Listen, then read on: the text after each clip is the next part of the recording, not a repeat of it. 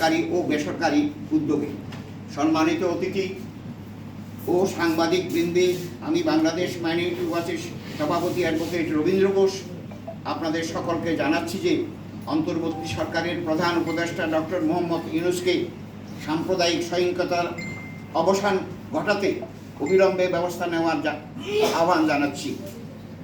গত 5ই আগস্ট ছাত্র জনতার অভ্যুত্থানের পর 4 দিনে দেশের 52টি জেলায় সাম্প্রদায়িক সহিংসতা হয়েছে।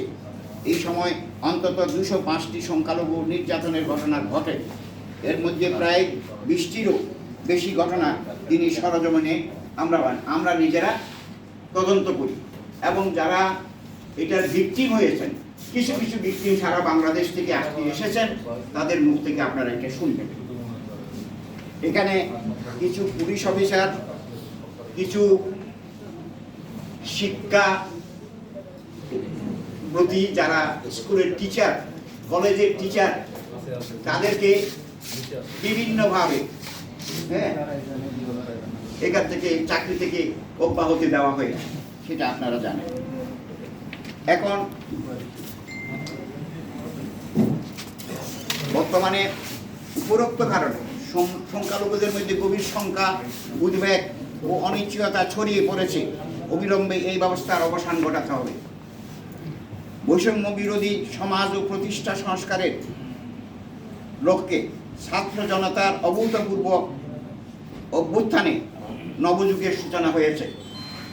তারই কাণ্ডারি হিসাবে আপনাকে স্বাগত ও অভিনন্দন জানাই। জনতার এই বিজয় যখন চূড়ান্ত লক্ষ্য অভিমুখে এগিয়ে যাচ্ছে, অত্যন্ত দুঃখ ও বেদনার সাথে লক্ষ্য করছি একটি বিশেষ গোষ্ঠী সংখ্যালঘুদের বিরুদ্ধে নির্বিচারে সহিংসতা ছড়িয়ে এই অর্জনকে কালিমালিপ্ত করার ষড়যন্ত্রে মেতেছে। এরই মধ্যে সাম্প্রদায়িক সহিংসতায় হাজার হাজার হিন্দু পরিবার সর্বস্ব হারিয়ে নিঃস্ব। অনেক মন্দিরে হামলার পর পুড়িয়ে দেওয়া হয়েছে। অনেক মহিলা নিগৃহীত হয়েছেন। কয়েকটি স্থানে হত্যার ঘটনাও ঘটেছে। অন্য সংখ্যালঘুরাও আক্রান্ত হয়েছে। মূলত 5ই আগস্ট থেকে এই পরিস্থিতি সৃষ্টি হয়েছে, যা এখনো অব্যাহত আছে। এই পরিস্থিতি আন্তর্জাতিকভাবেও বাংলাদেশকে প্রশ্নবিদ্ধ করেছে। তাই অবিলম্বে এই অবস্থার অবসান চায়। সংবাদ সম্মেলনে বাংলাদেশ মাইনরিটি ওয়াচের সেক্রেটারি জেনারেল অ্যাডভোকেট জেনারেল আমাদের মানিকচন্দ্র সরকার আজকে উপস্থিত আছেন। উনিও তার অভিজ্ঞতা ব্যক্ত করবেন।